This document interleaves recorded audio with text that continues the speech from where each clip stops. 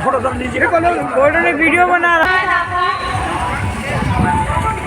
तो मैं इतना ही कहना चाहूँगी कि जो भी है और ये कथा मैं जो भी कह रही हूँ इससे बस प्रभु का आशीर्वाद है, माता पिता का आशीर्वाद है और कुछ नहीं। जो भी है सब उसके आशीर्वाद से, उनकी कृपा से ही है। कल मैंने प्रभु की वराह अवतार और मत्स्य अवतार की कथा सुनाई थी कि प्रभु ने दोनों अवतार क्यों और किस लिए लिए थे। मैं थोड़ा सा आपको बता दूं कि संबोधन करने इसी मंदिर का धन्यवाद देना चाहूंगी, आभार व्यक्त करना चाहूंगी।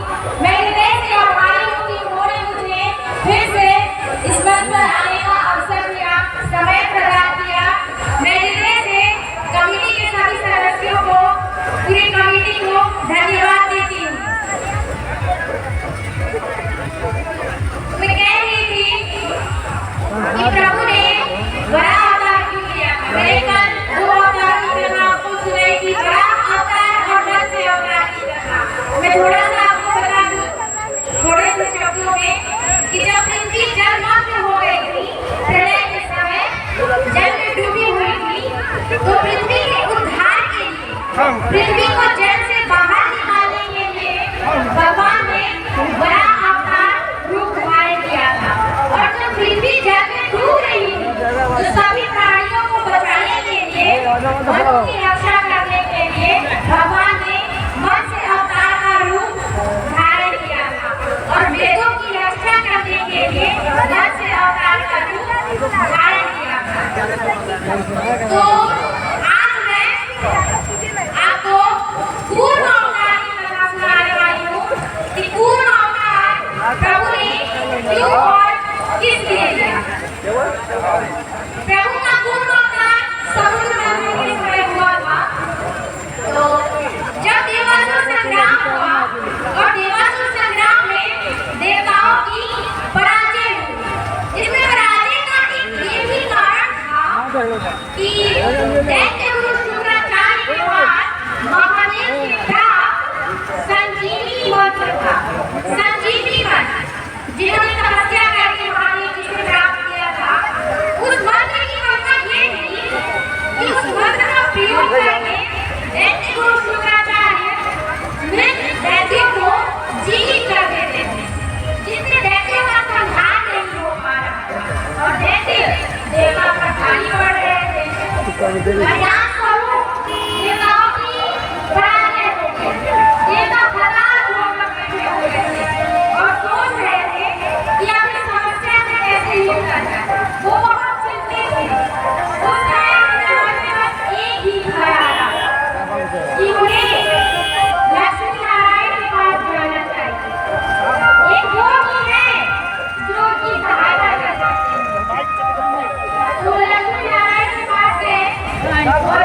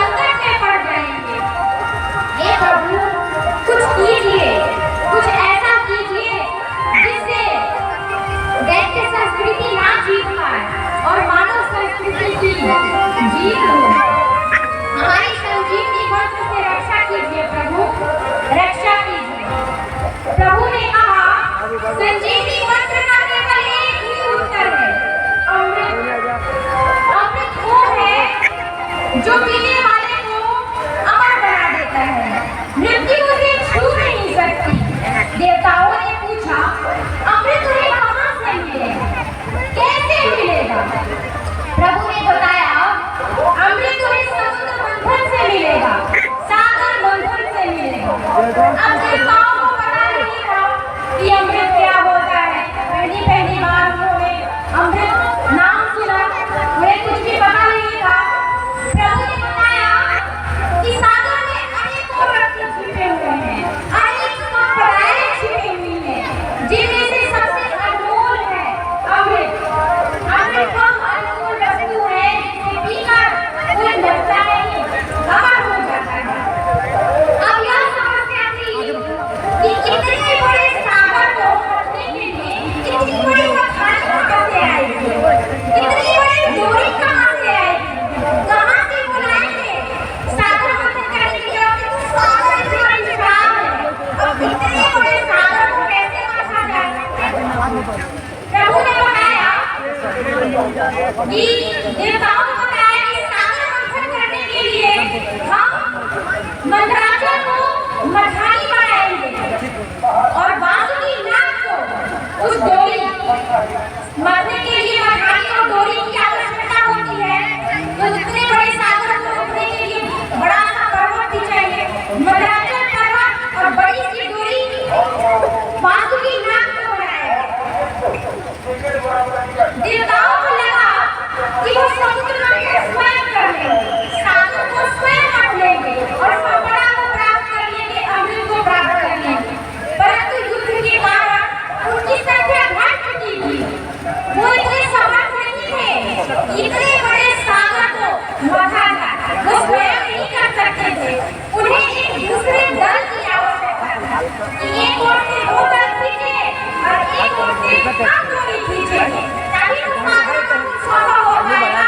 जब दो दल मिलेंगे और दोनों दल शक्तिशाली होंगे तो सागर मंथन होगा और तभी अमृत की प्राप्ति होगी। ये अपने आगे ये हम जाइए। अब दैत्य गुरु शुक्राचार्य का संजीवनी मंत्र था, वो दैत्यों को जीवित कर देते थे और देवताओं के पास नहीं था, इसलिए वो प्रभु के पास गए थे। प्रभु ने इसका उपाय बताया कि इसका उपाय अमृत है। अमृत सागर मंथन से प्राप्त होगा और सागर मंथन होने के लिए एक दूसरे दल की आवश्यकता है और दूसरा दल कहाँ मिलेगा? तो प्रभु ने बताया कि आपको दैत्यों से संधि करनी चाहिए। तो देवताओं ने कहा, क्या दैत्य हमसे संधि करेंगे? क्योंकि उनके पास तो पहले से ही संजीवनी मंत्र है,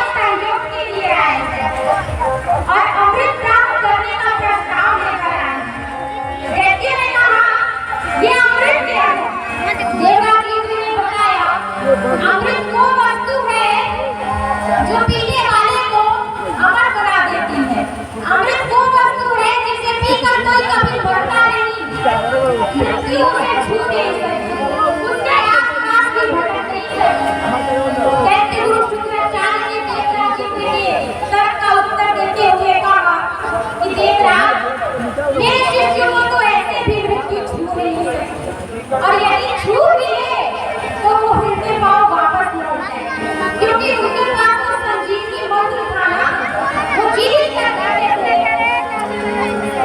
देखते हुए शुक्राचार्य ने कहा मेरे शिष्य सुरक्षित हैं। देवराज ने से कहा ठीक है, आपके सभी शिष्य सुरक्षित हैं, परंतु तभी तक जब तक आप ही बताइए देखते हुए शुक्राचार्य आपके शिष्य सुरक्षित हैं, उन पर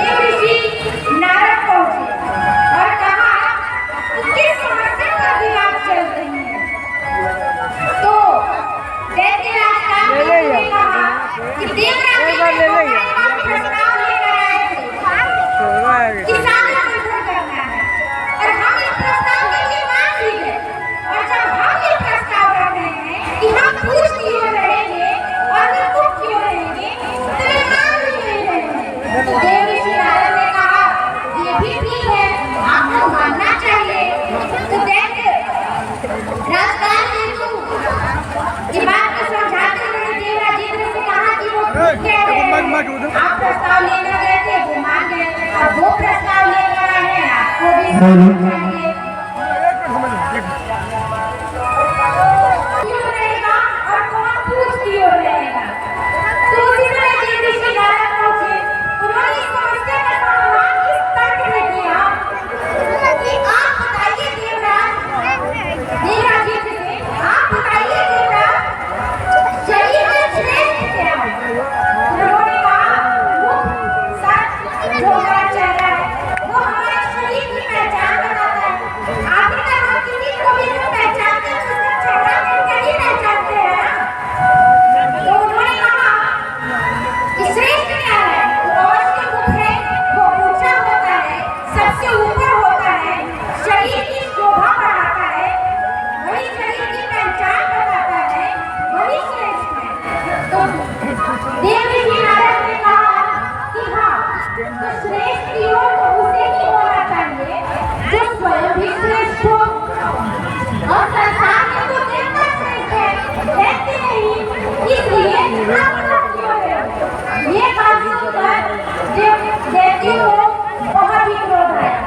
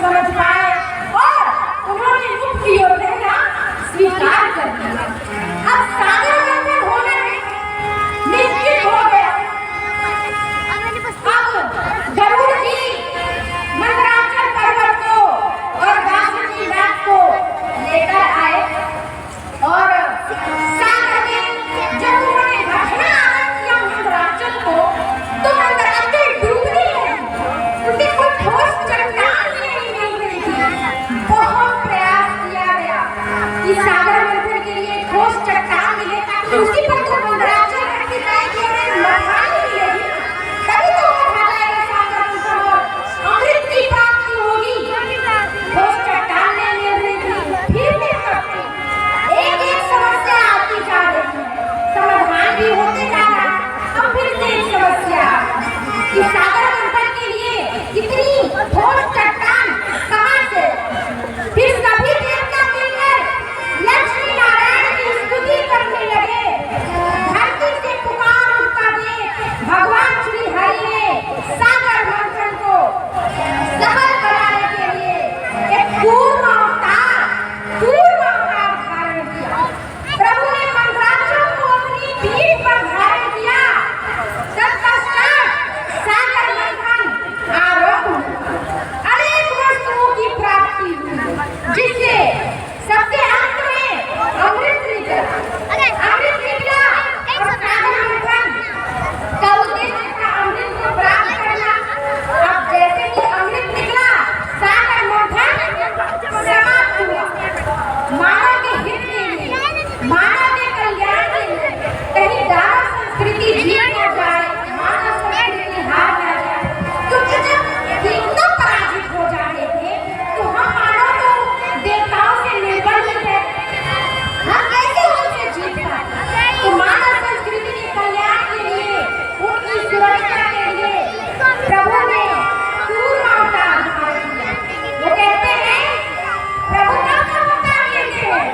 गीता में लिखा हुआ है, परित्राणाय साधूनां विनाशाय चतुष्कृतां धर्म संस्थापनार्थाय तद्भवामि युगे युगे।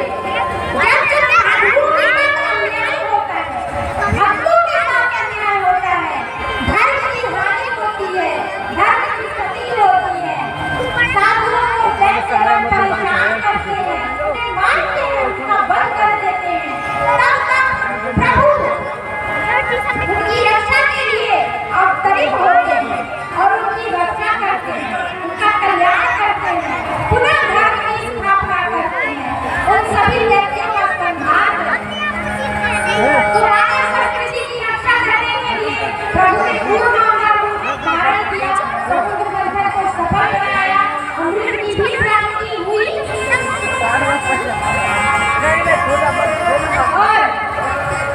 सागर मंथन समाप्त हुआ।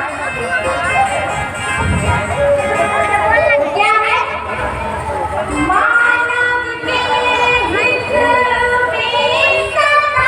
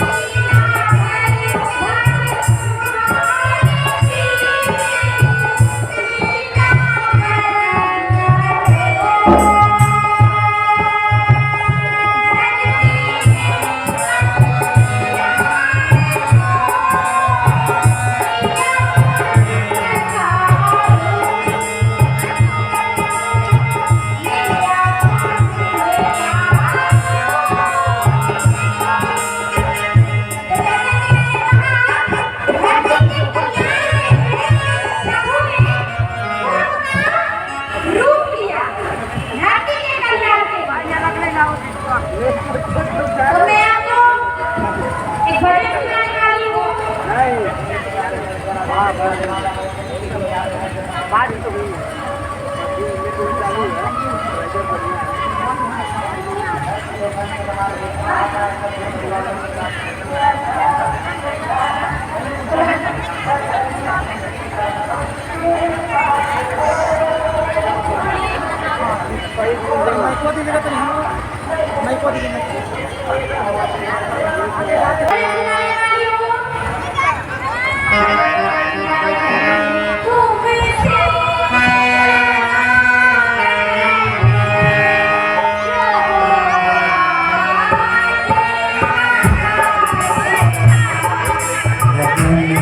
तुमसे लगा बैठे जो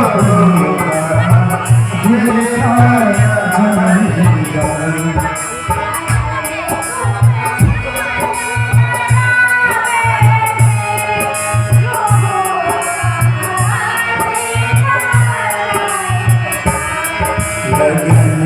तुमसे लगा बैठे देखा जाएगा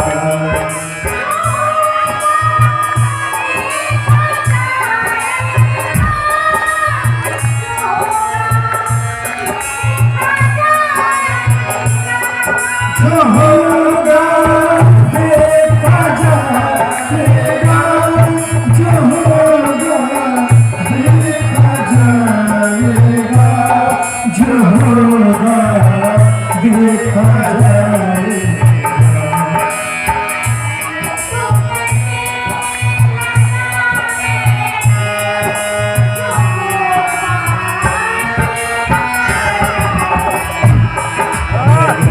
तुमसे लगा करके जो होगा देखा जाएगा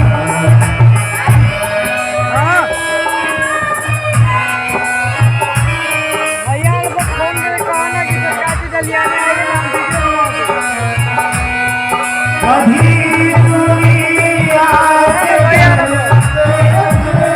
कि छुप छुप याद करके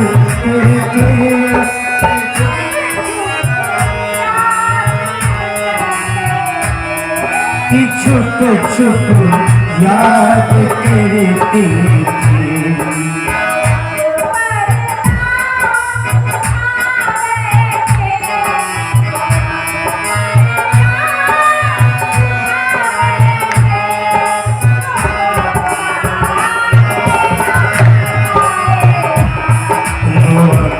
पर्दा उठा करके पर्दा उठा करके जो होगा देखा जाएगा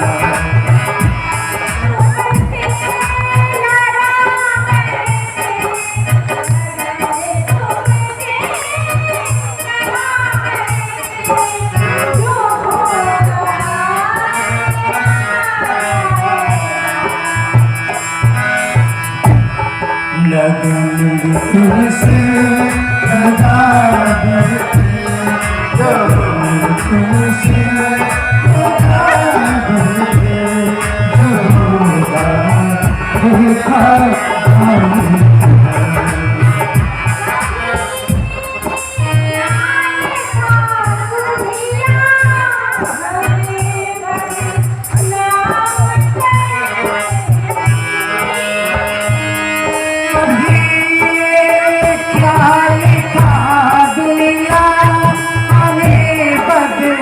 नाम कर देगी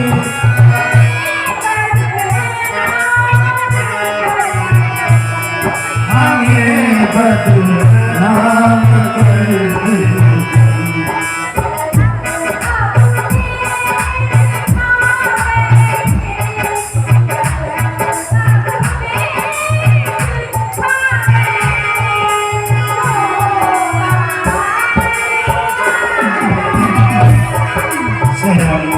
अब देख खा बैठे अब देख खा बैठे जो होगा देखा जाएगा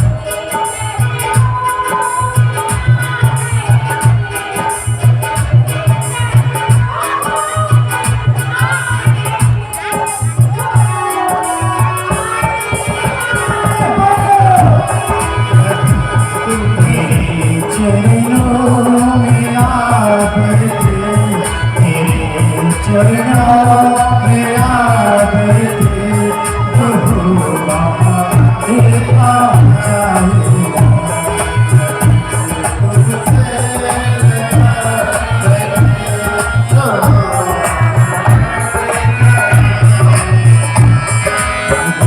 तुमसे लगा दे जो होगा देखा जाएगा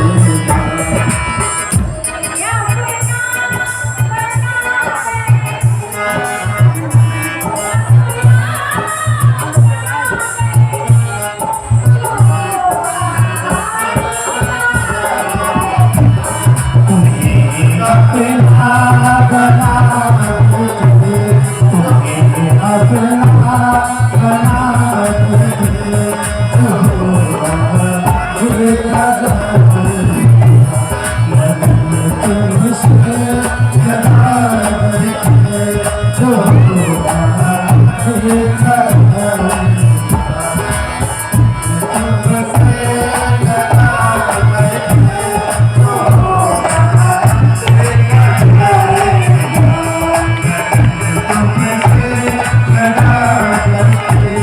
Oh,